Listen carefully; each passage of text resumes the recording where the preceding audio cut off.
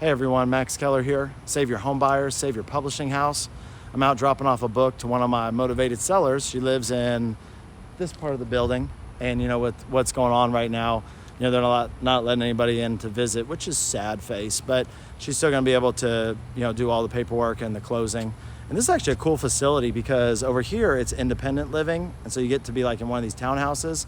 And then on the other side, I'm getting sick, is like the big, more assisted care, and they even got some memory care. One of the things that my students, when they come to us, they're existing real estate investors, they already know how to get deals, but they want to, fish in just less crowded waters. There's like the red ocean, which is like where everybody is, and there's basically like blood in the water. And then there's the blue ocean, which is wide open, and you can pretty much just, do whatever you want. So what can you do in your business to just be fishing where less people are fishing? I found in my own example that if I don't get a solution to that, or if you don't get a solution to that, it can be a big problem.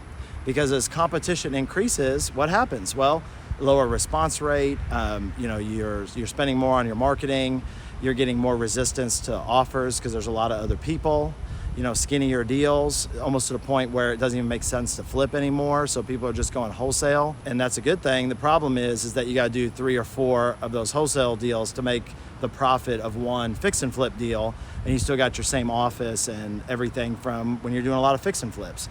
So it's a big problem, and it's a struggle, and it can be the cause for some people to just flat out either lose money on a deal or go out of business.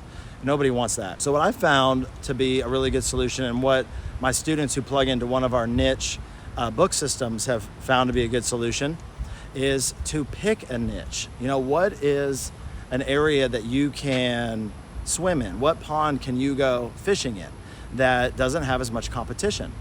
And so if you've never done that before, for me, I didn't want to go niche because I didn't want to say no to any deal. I was like, man, I'll take down deals from one side of the town to the other, 18-year-old home buyer, 98, I don't care. And one of the things that was happening with me is guess what? So was all my competition. They were going to do that too, and some of them were willing to pay a lot more.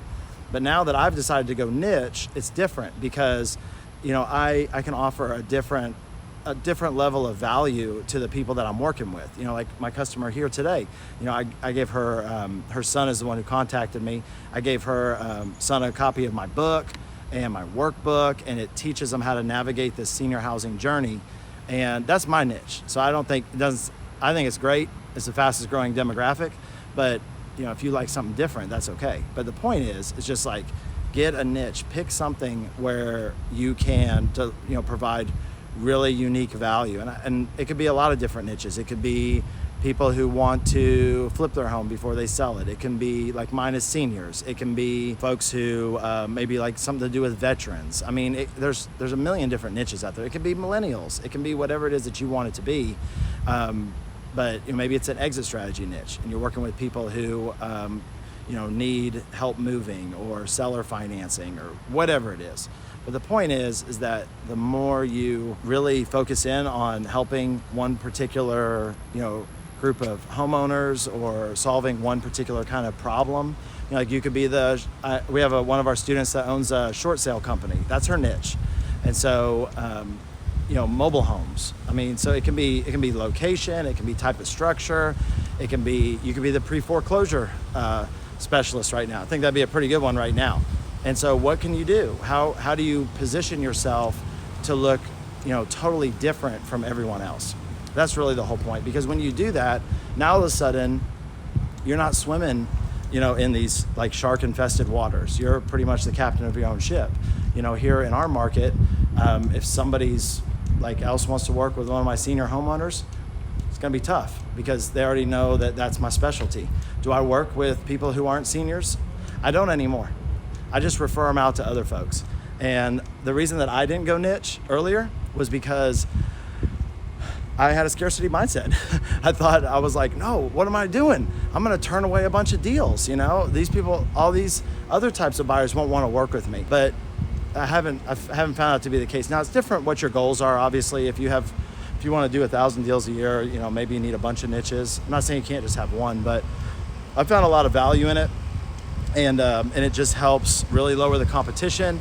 It makes you have like a true unique offering. And when you are really dialed into one particular niche, it's just really hard for other people to compete with you. You know, if you're the person in your local area where whatever the scenario is, like people think of you, that's a good place to be, and it just avoids a lot of competition. You know, most of the deals that I go out on and my students go out on, they don't have a lot of competition because people have picked them on purpose. And that's powerful because, I mean, think about what Carnegie and Rockefeller and all those people wanted to do. They want to have as little competition as possible. And so niche is cool because not only do you have less competition when people see you as the subject matter expert for that niche, but you can also add more value because you're just spending more time learning about it. When I bought a house from an older gentleman and his daughter was there, and I had, you know, taught and showed her a lot of different stuff, and I spent a lot of time with the family. And she said, man, this has been like great. You know, you really helped us. Like, you should write a book about this. And I was like, nah, I don't think so. And then I went to my car and I thought about it, and I was like, you know what? I'm gonna see if I can do that.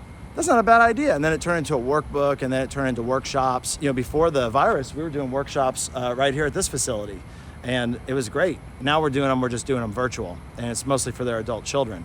But when you go niche, whatever it is, you really can dig in. And the best one that I found by far is seniors. You know, I love them the best, but find the niche that's right for you, and get less competition in your business. So I hope that makes sense. I hope that helps and gives you some true value. And if you liked it, you know, just check out some of our other videos. Bye.